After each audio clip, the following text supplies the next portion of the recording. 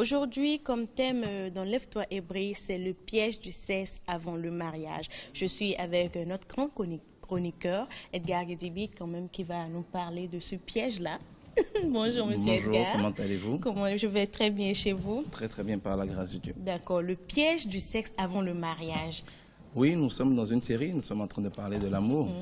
Et nous avons parlé hier de trois types d'amour, Eros, Agapao et Philéo. Philéo étant l'amour intéressé, l'amour qui est là parce qu'il y gagne. Et ça, c'est pas de l'amour, c'est de l'intérêt. De l'amour Eros, qui est l'amour qui est basé essentiellement sur le sexe et sur tout ce qui est charnel. Et de l'amour Agapao, qui est en fait l'amour dont tout le monde rêve.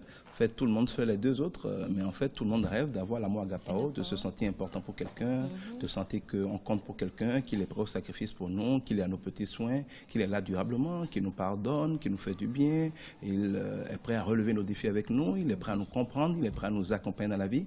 C'est ce auquel tout le monde aspire. Et en général, le plan de Dieu, c'est que nous construisions d'abord des relations agapao. D'ailleurs, avec tout le monde, avec notre prochain, qu'à un moment donné, Dieu choisisse une personne parmi toutes les personnes avec lesquelles nous avons les relations d'amour agapao, aime ton prochain comme toi-même. Et cette personne-là, nous allons dire, ah, nous nous sentons des affinités. Nous allons, comme on dit, en griffe, marcher ensemble, c'est-à-dire être des amis qui vont se découvrir mieux, partager des projets, avoir des visions d'avenir ensemble. Le moment venu, si Dieu nous en convainc, on en reparlera peut-être après, nous allons décider de nous fiancer officiellement, nous allons être fiancés et puis un jour nous allons nous marier. Et quand nous nous marions maintenant, l'amour Eros vient comme une cerise sur le gâteau de cette relation agapao. Sachant qu'à aucun moment on est censé avoir de l'amour philéo, puisque l'amour philéo se bat pour ses intérêts. Alors que l'amour agapao dit, je m'en fous de mes intérêts, je me bats pour les intérêts de l'autre. Bien entendu, si chacun se bat pour les intérêts de l'autre, l'autre est heureux et vous rend heureux en retour. C'est cela le plan de Dieu. Mais la question que beaucoup de jeunes m'ont posée, que beaucoup de jeunes filles surtout posent, vous avez parfaitement raison. J'ai eu des questions, d'abord des hommes qui disent, enfin quelqu'un qui me donne raison, moi on me dit impuissant parce que je n'ai pas envie d'avoir de relations sexuelles dans le mariage. Eh bien je peux vous dire que vous n'êtes pas impuissant. Je veux dire aux parents qui à un certain âge commencent à harceler leur enfant, je ne sais pas si c'est pour des raisons d'intérêt ou quoi, ou pour les gens qui pensent qu'il faut vivre une vie de débauche. Tout le monde vit tellement la vie de débauche que les quelques rares jeunes qui se sentent encore un appel ou une vocation à se tenir un peu au sérieux, parce qu'ils n'ont pas envie de jouer, parce qu'ils ne se sentent pas l'état d'âme de jouer avec leur vie, avec leur corps, et qu'ils préfèrent attendre un jour pour se marier, on leur met la pression comme s'il était bizarre. Et je veux vous réconforter aujourd'hui, vous n'êtes pas bizarre, c'est vous qui êtes dans le vrai. Comme on le dit en fond, c'est pas parce qu'il pleut et qu'il y a de l'eau sur tout le monde qu'il faut faire pipi dans sa culotte, non, parce que la pluie va s'arrêter. C'est pas parce que tout le monde est fou dans ce monde-là, que tout le monde fout le bordel dans le couple et que tout le monde souffre, que vous devez les imiter. Si vous n'avez pas envie d'aller au sexe, n'y allez pas. Ensuite, il y a les jeunes filles qui me disent, oui, vous avez tout à fait raison, c'est comme ça que je le sens aussi, mais qu'est-ce que je vais faire? Si je ne vais pas au sexe, mon copain va partir. Alors, qu'est-ce que je suis censé faire? C'est à ces filles-là que je réponds aujourd'hui. Je veux leur dire qu'il n'y a rien de plus dangereux que le sexe avant le mariage, et il n'y a rien d'encore plus dangereux que le sexe parce que l'autre vous y oblige. La vérité est la suivante. Si quelqu'un vous dit que si vous ne couchez pas avec lui, il va partir, vous pouvez être sûr que dès que vous aurez couché avec lui, il partira. Écoutez-moi bien. Si quelqu'un vous dit que si vous ne couchez pas avec lui, il partira, vous pouvez l'écrire, c'est pire qu'une prophétie. Dès qu'il aura couché avec vous, il partira. Cela veut dire qu'il n'est là que pour ça. Et donc, tant qu'il ne l'a pas eu, il est prêt à n'importe quoi, à vous baratiner, à vous faire des cadeaux. Tantôt c'est gentil, tantôt c'est la pression, tantôt c'est la menace, tantôt c'est le chantage. Bref, il va utiliser faire feu de tout bois pour pouvoir coucher avec vous. Cela veut dire que c'est la seule chose qui compte pour lui. Ça veut dire que c'est Eros qui l'intéresse. Tant que vous ne lui avez pas donné, vous restez désirable pour lui. Il va vous considérer comme un trésor, comme un trophée à conquérir. Et même si c'est né, il va tourner, il va revenir.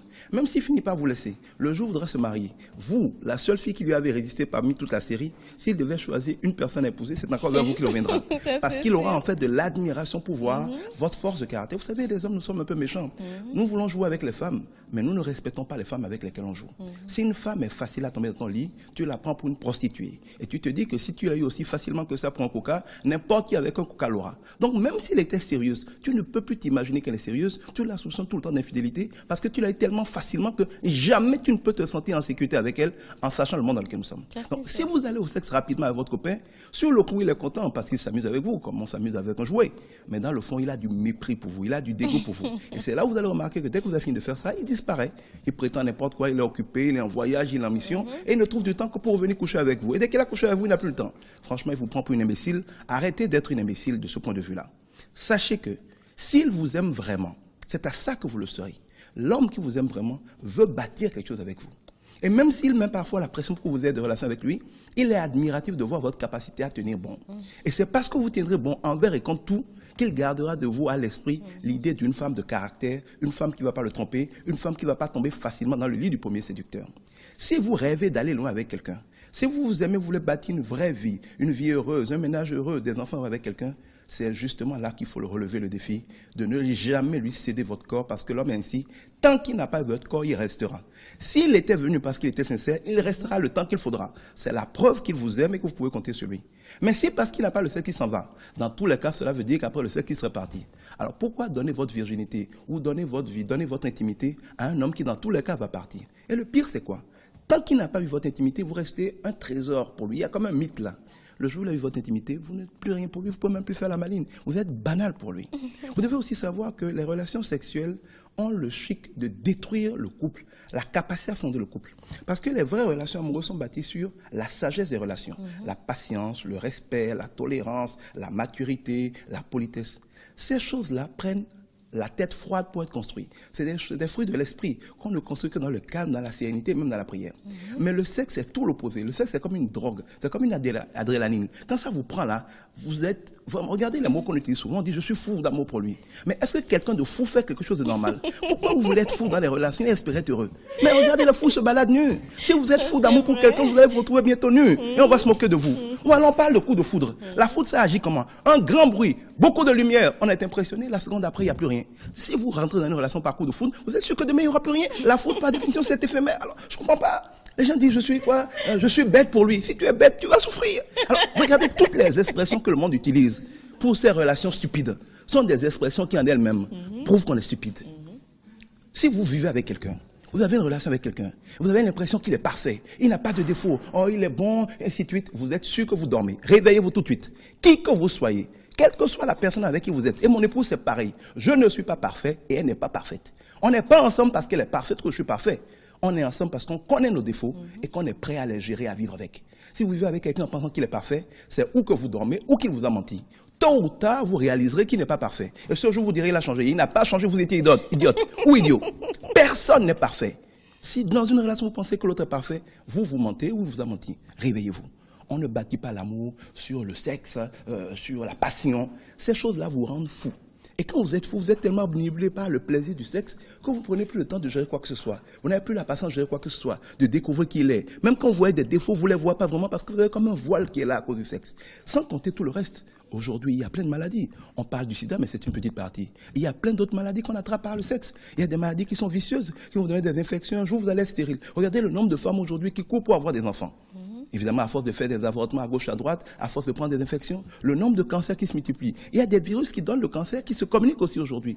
Mais au-delà de ça, spirituellement, la Bible dit que quand deux personnes sont ensemble, ils font un. C'est comme de l'osmose. Si on fait un en liquide, si on fait un sexuellement, si on fait un en maladie, on fait aussi un en destinée. Aujourd'hui, avec tout ce qui est comme diable dans le pays, les gens des esprits de Mami Wata et consorts, des gens des esprits de serpent, il y a pas mal de malédictions familiales. Quand vous couchez avec quelqu'un, vous faites un avec lui. S'il a des démons, vous les recevez. Et si vous avez des démons, il les a. Et c'est pour ça que les hommes qui sont adultères vont souvent chercher des démons dehors, qui les ramènent dans leur couple pour détruire leur couple. Croyez-moi vraiment, si vous rêvez d'une vie heureuse en couple, si vous êtes une jeune fille, franchement, trouvez d'autres choses pour vous amuser, regardez la télé, allez sur Internet, faites tout ce que vous voulez, mais votre corps n'est pas un jouet. Mais si vous donnez votre corps à quelqu'un comme un jouet, rappelez-vous, regardez à Noël les enfants, ils sont prêts à tout pour avoir le jouet. Mais dès qu'ils l'ont déballé, 10 minutes après, ils l'ont laissé traîner pour aller faire autre chose. Si vous êtes le jouet de quelqu'un, vous allez pleurer bientôt, je vous le prophétise.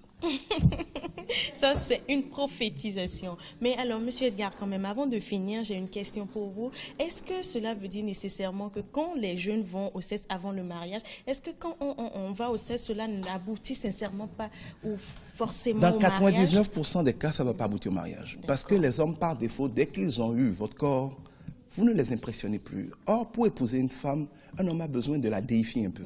Dès qu'un homme a couché avec vous, il ne vous déifie plus.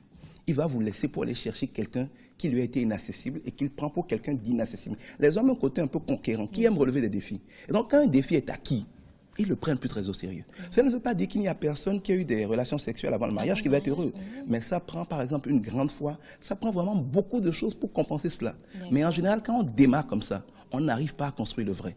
Et comme on dit, les sentiments, c'est ce qu'on sent. Ce qu'on sent est éphémère. Si vous épousez quelqu'un à cause du sexe, le jour où il est un peu malade, le jour où il est stressé, le jour où il n'y a pas le stress, vous allez le tromper forcément. Donc vous ne pouvez pas bâtir une vie heureuse sur le sexe. Le sexe n'est pas une mauvaise chose, c'est un cadeau de Dieu. Mais il vient s'ajouter à la relation amour-agapao. Mais quand c'est la fondation, c'est comme si vous dites, je vais construire, je vais prendre des carreaux pour faire la fondation de ma maison, et puis après je vais mettre la maison dessus. Ça ne tiendra pas. Mais quand vous mettez le béton en bas, vous pouvez mettre tout ce que vous voulez en dessous. Le béton en amour, c'est agapao. Si vous mettez quoi que ce soit d'autre sur la fondation, quand vous commencerez à construire, ça va s'écrouler. Ça, c'est sûr. Alors, des contacts, M. Edgar? Les contacts, ma page Facebook, facebook.com/Edgar Guidibi. D'ailleurs, je publie de plus en plus avec le concours d'Acajou Communication les extraits de cette chronique là-dessus. Vous avez aussi mon numéro, mon téléphone, mon WhatsApp, le SMS, 96 44 22 22, 96 44 22 22. Vous avez la page, plutôt le site web du Centre Jésus pour réussir, jésuspourréussir.org, jésuspourréussir.org. Et je dis rapidement que demain à midi, je vais animer avec mon épouse un séminaire de 3 heures de temps pour justement aider les jeunes sur cette question. On appelle ça l'école d'Esther. Comment on peut être heureux en amour. C'est entièrement gratuit. Ça va avoir lieu au Centre Jésus pour réussir à Cournon, là où il y a le siège de la Fondation Globale. C'est entièrement gratuit. C'est juste pour des gens parce qu'il y a tellement de questions suite à ces séries d'émissions. Donc on va faire une série de 6 enseignements pour aider les gens à être heureux en couple. Croyez-moi, j'ai vécu l'enfer du couple. Il n'y a rien de pire. Je ne veux plus que qui que ce soit se jette dans n'importe quoi comme relation pour souffrir ensuite. Amen. Et voilà, chères jeunes filles, ne soyez plus des jouets pour les hommes, mais plutôt soyez des trucs précieux, soyez quand même des personnes précieuses pour vos hommes et pour vos maris dans le futur. Et les hommes, ne vous fâchez pas que je vous ai livré comme ça, mais ne faites pas aux filles des autres ce que vous ne voudrez pas qu'on fasse à votre fille ou à votre sœur. Ça, c'est sûr. Alors, et si les filles se gardent pures, vous serez content d'avoir des femmes pures. Des femmes pures, si elles jouent toutes, vous n'aurez plus de femmes. Alors ne vous fâchez pas, mais c'est dans votre intérêt aussi. C'est ça. Et voilà, le lundi passé, c'était l'anniversaire de Dorcas Kodja qui était avec moi d'ailleurs tout à l'heure. Alors nous profitons aussi, puisqu'on ne l'a pas eu depuis mercredi, on l'a eu qu'aujourd'hui. On lui dit un joyeux anniversaire et beaucoup de bonheur dans sa vie. Et je la félicite parce qu'elle fait un travail extraordinaire au niveau de l'emploi. Vous devrez aller sur sa page. Elle fait vraiment un travail extraordinaire. Elle est à encourager. Que les jeunes en profitent parce que souvent on ne s'en rend pas compte, mais elle offre beaucoup aux gens qui sont au chômage. Ne manquez pas l'occasion. Ça, c'est sûr.